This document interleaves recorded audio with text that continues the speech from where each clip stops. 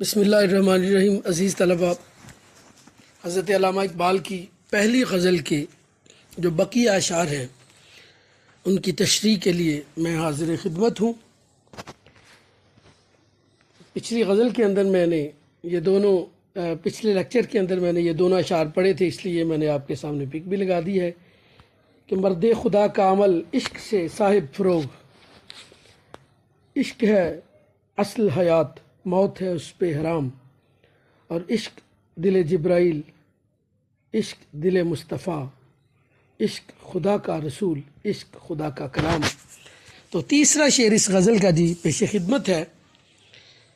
وہ حضرت علامہ اقبال فرماتے ہیں کہ نومید نہ ہو ان سے اے راہبر فرزانہ، نومید نہ ہو ان سے اے راہبر فرزانہ، کم کوش تو ہے لیکن بے ذوق نہیں راہی، اے عقل مند رہنما اس قوم سے نا امید نہ ہو جاؤ، یہ کوشش تھوڑی کرتے ہیں، ان کے اندر ذوق شوق باقی ہے۔ یہ تاریخی اعتبار سے اگر اس شعر کو دیکھا جائے تو اس دور کی عکاسی حضرت علامہ اقبال کر رہے ہیں جس دور میں مسلمانوں کی قیادت کرنے سے بھی لوگ گھبراتے تھے، مسلمان اس حد تک گراوٹ کا شکار ہو گئے تھے، تحریک آزادی چل رہی تھی، مسلمان اس حد تک مایوسی کا شکار ہو گئے تھے، وہ اپنا دل چھوڑ بیٹھے تھے۔ اس لیے وہ اس دور میں حضرت قائد اعظم رحمۃ اللہ علیہ بھی چھوڑ کر انہیں لندن جا چکے تھے، پھر قائد اعظم علیہ رحمہ نے انہیں خط لکھا اور مشورہ دیا کہ آپ ضرور تشریف لائیں اور مسلمانوں کی قیادت کریں۔ تو یہاں ان کا تخاطب قوم کے ساتھ ساتھ وہ عقل مند رہنما بھی ہیں، اس لیے وہ کہہ رہے ہیں کہ ان سے نا امید نہ ہو جاؤ،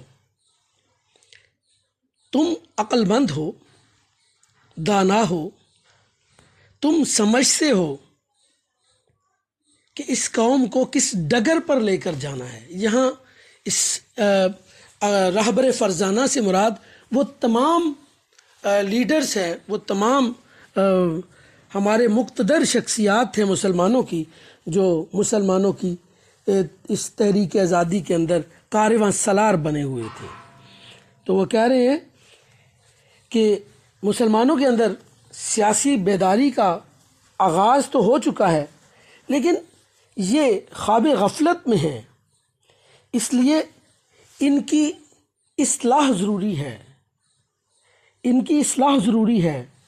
لہٰذا یہ لوگ وہ ہیں جن کا ماضی انتہائی تابناک رہا ہے، اس برِ صغیر پر ان کا 1000 سال پر محیط اقتدار ہے، اس لیے یہ اب بیچارے خواب غفلت میں ہیں۔ بندہ سویا ہوا ہو تو اسے مردہ تو نہیں مانا جا سکتا نا، وہ نیند میں ہے، یہ قوم ابھی نیند میں ہے، اس لیے بندہ نا امید نہ ہو جائے، تم نا امید نہ ہو جاؤ کہ شاید یہ ٹھیک ہو نہیں سکتے۔ وہ مشورہ دے رہے ہیں کہ تم ان سے نا امید نہ ہو جاؤ۔ یہ لوگ بالکل ایسے ہی ہیں کہ جیسے کسی کھیت کے اندر اگر بیج بو دیا جائے تو اس پر مٹی چڑھا دی جاتی ہے اور وہ بیج اگنے کے لیے تیار ہو جاتا ہے۔ تو اس لیے اس سے نا امید نہیں ہونا بلکہ ان کی رہنمائی کرنی ہے۔ اے راہبر فرزانہ، تم عقل مند ہو، تمہیں اس قوم کی رہنمائی کرنی ہے۔ خود ہی تو کہا تھا علامہ اقبال نے کہ نہیں ہے نا امید اقبال اپنی کشت ویراں سے، نہیں ہے نا امید اقبال اپنی کشت ویراں سے، ذرا نم ہو تو یہ مٹی بڑی زرخیز ہے ساکی۔ وہ دانہ جس کی میں بات کر رہا تھا، وہ دانہ وہ زمین کے اندر دب ضرور جاتا ہے لیکن فنا نہیں ہوتا، بلکہ وہ پھلنے پھولنے کے لیے تیار ہو جاتا ہے۔ اس لیے شاعر کہہ رہے ہیں کہ یہ تم نا امید ہو کر ان کو چھوڑ نہ جاؤ، بلکہ ان کے لیے ان کی راہبری کرو، ان کے لیے کوشش کرو۔ نگاہ بلند سخن دل نواز جاں پرسوز، یہی ہے رخت سفر میر کارواں کے لیے۔ لہٰذا تم انہیں چھوڑ کر نہ جاؤ، ان سے نا امید نہ ہو جاؤ۔ یہ ذرا کوشش کم کرتے ہیں لیکن ان کے اندر ذوق کی کمی نہیں ہے۔ تو حضرت علامہ اقبال رہنماؤں سے مخاطب ہو کر کہہ رہے ہیں کہ تم گھبرا نہ جاؤ، یہ کڑا وقت ہے اور تمہیں اس کڑے وقت کے اندر ثابت قدم رہنا ہے، اور تمہیں اس موج بلا سے ڈرنے کی ضرورت نہیں ہے، کیونکہ اقوام پر کڑے وقت آیا کرتے ہیں، اور جو لوگ ثابت قدم رہتے ہیں اللہ رب العالمین ان کی مدد ضرور کرتا ہے۔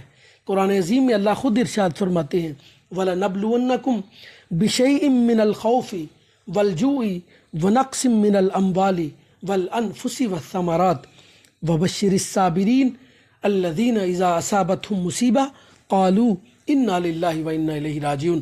اللہ فرماتے ہیں کہ ہم آزماتے ہیں بھوک دے کر، کبھی خوف دے کر، کبھی نقصان کر کے، کبھی باغات کو تباہ کر کے۔ ہم دیکھتے ہیں کہ بھلا کون ثابت قدم رہتا ہے، لیکن اگر جو ثابت قدم رہتے ہیں وَبَشِّرِ الصَّابِرِينَ، تو ثابت قدموں کے لیے خوشخبری ہے۔ وَبَشِّرِ الصَّابِرِينَ الَّذِينَ إِذَا أَصَابَتْهُمْ مُصِیبَةٌ، وہ پھر ثابت قدم رہتے ہیں، وہ ڈگمگاتے نہیں ہیں، ان کے لیے خوشخبری ہے۔ اس لیے تم لوگ تو عقل مند ہو، یہ کم کوش ہیں لیکن بے ذوق نہیں ہیں، اس لیے تمہیں ان سے دور نہیں جانا بلکہ ان کے ساتھ مل کر اس کشتی کو ساحل تک پہنچانا ہے۔ طوفان کر رہا ہے میرے عزم کا طواف، دنیا سمجھ رہی ہے کہ کشتی بھنور میں ہے۔ اگر مسلمان اس وقت پریشان حال ہیں تو اس کا مطلب یہ نہیں ہے کہ مسلمان قوم جو ہے وہ بیکار ہو چکی ہے، لہٰذا جب تم ان کی رہنمائی کرو گے تو یہ قوم پھر سے اپنا کھویا ہوا مقام دوبارہ سے حاصل کر لے گی۔ تو اگلے شعر کے اندر بہت بڑا اور مشہور زمانہ شعر کہ اے طائر لاہوتی، اس رزق سے موت اچھی جس رزق سے آتی ہو پرواز میں کوتاہی۔ طائر لاہوتی، اے لاہوت کے مقام کے پرندے، ایسا رزق جس کے کھانے سے تیری پرواز میں کمی آ جائے، ایسا رزق کھانے سے تو مر جانا بہتر ہے۔ حضرت علامہ اقبال نے بہت بڑی بات کر دی، اور مرد مومن کو میں شروع میں بات کر رہا تھا کہ شاعر کے جو ان کے فلسفے ہیں ان میں فلسفہ خودی اور مرد مومن جو ہے یہ دو چیزیں اہمیت کی حامل ہیں۔ تو یہاں وہ مرد مومن کہہ رہے ہیں اور مرد مومن کو طائر لاہوت کہہ رہے ہیں کہ تم لاہوت کے مقام کے پرندے ہو۔ تو شروع میں نے آپ کے سامنے بات رکھی تھی کہ لاہوت وہ مقام ہے جہاں پر مرد مومن یہاں سوائے خدا کی ذات کے اور کوئی نہیں جا سکتا، لہٰذا اس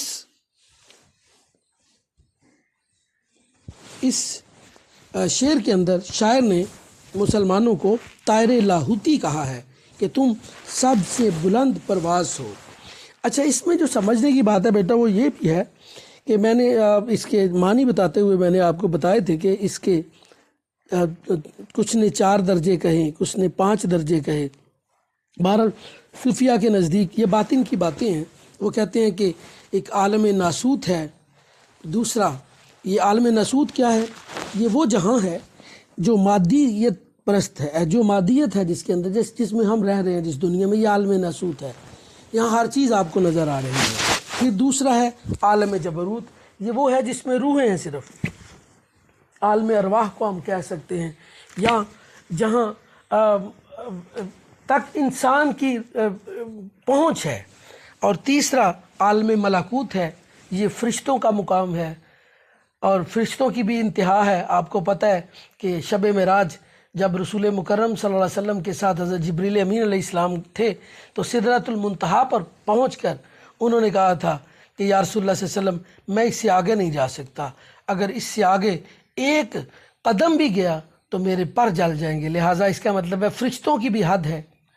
پہلے میں یہ سارا مادی جہان ہے، دوسرے میں جنات کہہ لیجیے ان کی ایک حد ہے یا ارواح کی حد ہے، تیسرا وہ ہے جس کے اندر فرشتوں کی حد ہے، سدرۃ المنتہا سے آگے یہ بھی نہیں جا سکتے، اور جس سے آگے انسان جا سکتا ہے وہ عالم لاہوت ہے، یعنی اتنا بلند ترین مقام۔ اور یہاں رسول مکرم صلی اللہ علیہ وآلہ وسلم جلوہ فراز ہوئے، تو شاعر کہہ رہے ہیں کہ تم تو اس عالم لاہوت کے مقام ہو، اس کو عالم بالا بھی کہا جاتا ہے، سب سے بلند ترین مقام، اس کو عالم بالا بھی کہا جاتا ہے۔ تم تو بلند ترین مقام کے پرندوں ہو، تو تم اپنی پرواز کو کیوں بھول گئے ہو کہ تم اس دنیا کے ہو کر رہ گئے ہو، اس مادی دنیا کے اندر کھو گئے ہو، تم رزق کے چکر میں پڑ گئے، رزق والے کو چھوڑ دیا، تم نے سمجھا ہی نہیں کہ میرا مقام اور مرتبہ کیا تھا، لہٰذا تم اس دنیا کے ہو کر رہ گئے۔ تو شاعر ہمیں اس شعر کے اندر وہ اصل جو ہے وہ ہمیں اپنے رزق کی طرف توجہ دلا رہے ہیں کہ تم جائز ناجائز طریقوں سے رزق کما کے اپنی زندگی بسر کر رہے ہو، اس لیے مسلمان جو ہیں وہ اپنا مقام جو ان کا لاہوت کا تھا وہ کھو گیا ہے۔ تو شاعر مسلمان کو، مرد مومن کو یہ سبق دے رہے ہیں کہ اس رزق سے تو مر جانا بہتر ہے۔ آپ شیر کے سامنے گھاس رکھیں وہ کبھی نہیں کھائے گا، کبھی نہیں کھائے گا۔ آپ بکری کے سامنے گوشت رکھیں وہ کبھی نہیں کھائے گی، دونوں کا کی خوراک ہی علیحدہ علیحدہ۔ تو مرد مومن کی خوراک جو ہے وہ رزق حلال ہے۔ تو شاعر ہمیں یہ مشورہ دے رہے ہیں کہ تم تسخیر کائنات کے لیے پیدا کیے گئے ہو، اور تسخیر کائنات کے لیے رب کے ساتھ انسان کا تعلق مضبوط ہونا ضروری ہے، اور یہ ساری پختگی جو ہے خدا کی ذات تک تعلق قائم کرنے کی، اس کے لیے رزق کا بڑا تعلق ہے، کیونکہ رزق ہوگا انسان کھائے گا پیے گا زندہ رہے گا، اور جب اس کا رزق حرام ہوگا تو اس کا روحانی رابطہ جو ہے رب کے ساتھ وہ منقطع ہو جائے گا، وہ ٹوٹ جائے گا، وہ پرواز جو اس کی تھی جس کے لیے وہ پیدا کیا گیا تھا، چونکہ وہ نائب خدا ہے اس لیے وہ پرواز اس کی ختم ہو جائے گی۔ اس لیے شاعر ہمیں کہہ رہے ہیں کہ ایسا رزق جس کے کھانے سے تیری پرواز ختم ہو جائے، اس سے تو اچھا ہے کہ تو مر جائے، کیونکہ تو اپنے مقام اور مرتبے کو بھولا ہوا ہے۔ تو اس کے اندر شاعر مسلمانوں کو رزق حلال کھانے کی تلقین کر رہے ہیں، اور ساتھ منع بھی کر رہے ہیں کہ ایسا رزق جس کے کھانے سے تو صرف مادی دنیا کا ہو کر رہ جائے، رب سے تیرا تعلق بھی ٹوٹ جائے اور تیری بلند پروازی بھی ختم ہو جائے، اس کا کوئی فائدہ نہیں۔ لہٰذا تو اپنے رزق کو حلال اور پکیزہ کر، جتنا تیرا رزق حلال ہوگا تو اتنا لطیف ہوتا جائے گا، جتنا تو لطیف ہوتا جائے گا اتنے ہی تیرے مراتب روحانیہ جو ہیں وہ بلند ہوتے جائیں گے، اور تو خدا کا قرب حاصل کرتا رہے گا۔ اگلے شعر کے اندر شاعر کہہ رہے ہیں کہ دارا و سکندر سے وہ مرد فقیر اولا، دارا و سکندر سے وہ مرد فقیر اولا، ہو جس کی فقیری میں بوئے اسد اللہ۔ کہ دارا اور سکندر یہ دنیا کے بادشاہ ہوئے، ان سے تو وہ فقیر آدمی اچھا ہے، بہتر ہے، جس کی فقیری کے اندر حیدر کرار رضی اللہ تعالیٰ عنہ کے کردار کی خوشبو آتی ہو۔ تو علامہ اقبال نے یہ اس غزل کے اندر یہ ایک نئی بات کر دی۔ میں شروع میں بات کر چکا ہوں کہ علامہ اقبال نے غزل کو نئی جہاد سے متعارف کروایا، تو اس سے پہلا شعر بھی یہ اپنی طرز کا نیا انداز تھا، اور یہ دوسرا شعر بھی اپنی طرز کا نیا انداز ہے غزل کے اندر، کہ دارا اور سکندر وہ دنیا پر بادشاہی کرنے والے لوگ تھے۔ وہ شاعر کہہ رہے ہیں کہ ان کی حیثیت کچھ بھی نہیں ہے، ان سے تو ایک فقیر آدمی اچھا ہے۔ فقیر بھی کون؟ وہ بیگر، وہ گداگر نہیں، مانگنے والا نہیں، بلکہ وہ فقیر جس کا کردار اتنا مضبوط ہو کہ اس کے اندر حضرت حیدر کرار رضی اللہ تعالیٰ عنہ کے کردار کی جھلک نظر آئے۔ تو لہٰذا شاعر چونکہ قرون اولیٰ کے مسلمانوں کو جب دیکھتا ہے اور آج کے مسلمانوں کو دیکھتا ہے تو پھر وہ کڑتا ہے کہ قرون اولیٰ کے مسلمان جو تھے وہ تو ایسے تھے کہ خود کہتے ہیں کہ گدائی وے میں بھی وہ اللہ والے تھے، غیور اتنے کہ منعم کو گدا کے ڈر سے بخشش کا نہ تھا یارا، مدینہ کا شہر ہے، زکوٰۃ دینے والے موجود ہیں لیکن لینے والا کوئی نہیں ہے، لہٰذا ان کا کردار اتنا مضبوط تھا۔ لیکن آج جس دور میں حضرت علامہ اقبال نے آنکھ کھولی، اس دور میں مسلمان انتہائی ذلت کا شکار تھے، انتہائی گراوٹ کا شکار تھے۔ اس کی وجہ صرف یہی ہے، حضرت علامہ اقبال کہتے ہیں کہ بجھی عشق کی آگ اندھیر ہے، مسلمان نہیں راکھ کا ڈھیر ہے۔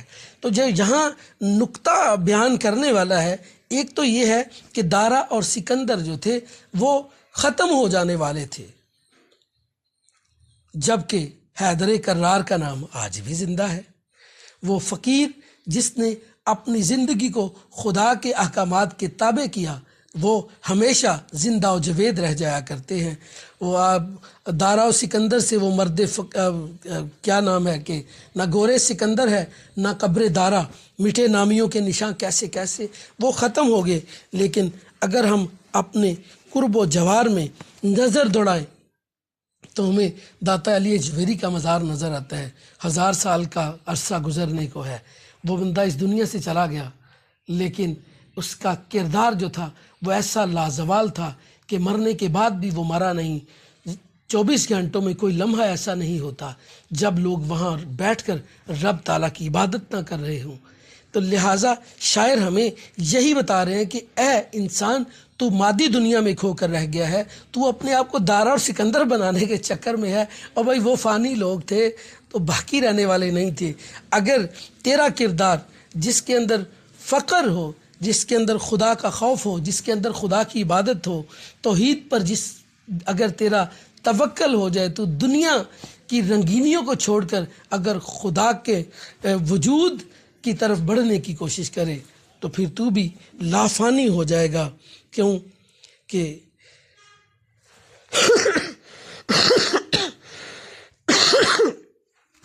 کیونکہ سبب کچھ اور ہے، تو جس کو خود سمجھتا ہے، زوال بندہ مومن کا بے زری سے نہیں۔